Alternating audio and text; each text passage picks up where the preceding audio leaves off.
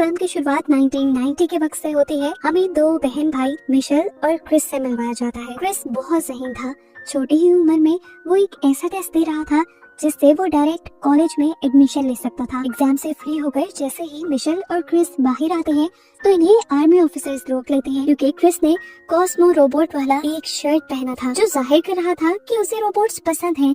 लेकिन अब की दुनिया में इंसानों और रोबोट्स के दरमियान जंग होने वाली थी। सीन कट हो गए, हमें ईथन नामी साइंटिस्ट को दिखाया जा और ऐसे सभी इस मिशन का हिस्सा बन गए। ये लोग अब अपने मिशन के लिए तैयार होकर एक बहुत बड़ी गोल सी शिप में बैठकर उस शहर में पहुंच जाते हैं जहां पर ईथन की लैब थी। ये लोग एक बहुत बड़े से रोबोट को अपने साथ लेकर आए थे जिससे ये किसी खिलौने की तरह घास को उठाकर लैब के ऊपर हमला कर देते हैं। अंदर बैठे ईथन ने इस सब को देख लिया था। उसने मार्क को मिशन दिया कि वो अपनी आर्मी के साथ मिलकर इन सब को खत्म कर दे। इस बड़े से रोबोट को इवेंस कंट्रोल कर रहा था और इवेंस के सामने अब बहुत सारे एडवांस न्यूरोकास्टर रोबोट्स आ चुके थे जो उसके रोबोट को नुकसान पहुंचाने की कोशिश करते हैं और आखिर उसका रोबोट तबाह हो जाता है। इससे पहले कि इवेंस भी इस रोबोट के फटने में मारा जाता, वो इससे पहले ही रोबोट के अंदर से जंप कर देता है।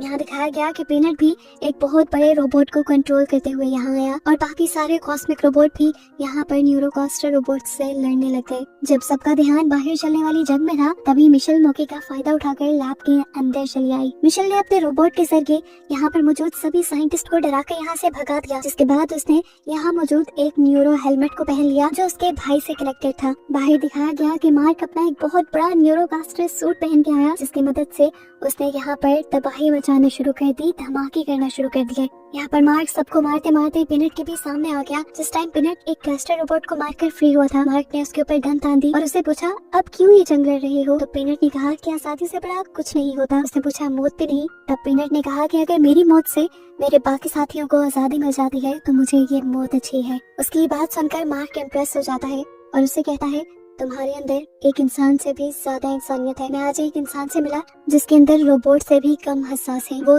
ईथन की बात कर रहा था जिसने एक बच्चे का इस्तेमाल बेदर्दी से किया हुआ था सिर्फ अपने प्रोडक्ट को कामयाब बनाने के लिए। इस टाइम मार्क ने फैसला कर लिया कि अब वो और ईथन का साथ नहीं देगा बल्कि वो हक का साथ देगा। सीन कट हो गए, अब हमें मिशेल को दिखाया गया जो उस न्यूरोकास्टर हेलमेट की मदद से अपने भाई से मिलने लगी। इस दुनिया के अंदर वो दोनों अपने घर में थे। यहाँ पर मिशेल क्रिस से कहती है उठो चलो हमें यहाँ से चलना है, जिस पर क्रिस ने कहा नहीं मैं यहाँ से नहीं जा सकता।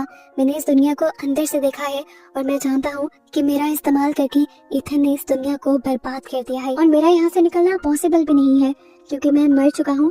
इन लोगों ने मेरे दिमाग को आर्टिफिशियली जिंदा रखा हुआ है और मेरे दिमाग से ही ये न्यूरोटेक चल रही है। मिशेल ने पूछा फिर आखिर तुम चाहते क्या हो? तब क्रिस ने उसे समझाया देखो अगर मेरा दिमाग और देर एक्टिव रहा तो ईथन मेरे दिमाग का इस्तेमाल करके दुनिया को पूरी तरह तबाह कर देगा। अच्छा यही है कि तुम मुझे मार दो, मेरे दिमाग को डीएक्टिव कर दो ताकि न्यूरोटेक भी बंद हो जाए और ये सारी तबाही भी। मिशेल इस सब के लिए राजी नहीं थी।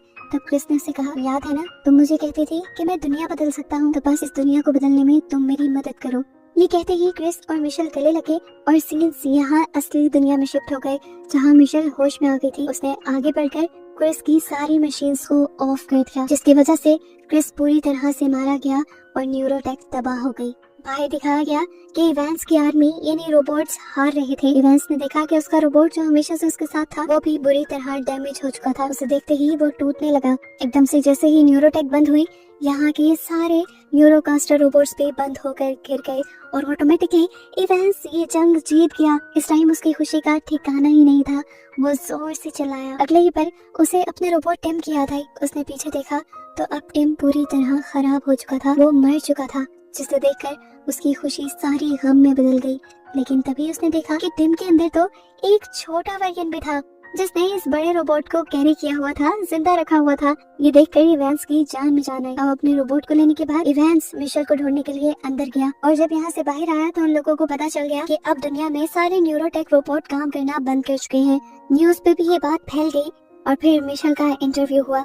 मिशेल ने न्यूज में सब सच बता दिया कि किस तरह ईथन एक बच्चे का इस्तेमाल करके इस न्यूरो टेक्नोलॉजी को चलाए हुए था। इसी वजह से ईथन को जेल हो गई और कहानी के आखिर में हमें मिशेल को पूरी दुनिया को स्पीच देते हुए दिखाया गया जिसमें मिशेल कहती है मैं जानती हूँ आप सब लोग कंफ्यूज होंगे इस दुनिया में क्या चल रहा है। असल में दुनिया में न्यूरोटेक बंद हो गई है। ईथन ने न्यूरोटेक के जरिए न सिर्फ रोबोट्स को जंग में हराया था बल्कि इंसानों को भी किसी काम का नहीं छोड़ा था। इंसानों को न्यूरोटेक की आदत पड़ चुकी थी। इंसान ये भूल गए थे कि वो सारे काम जो वो न्यूरोकास्टर रोबोट से करवा रहे हैं वो खुद भी कर सकते हैं। असली दुनिया में इंसान ही इंसान का सहारा है, ना कि ये न्यूरो टेक्नोलॉजी।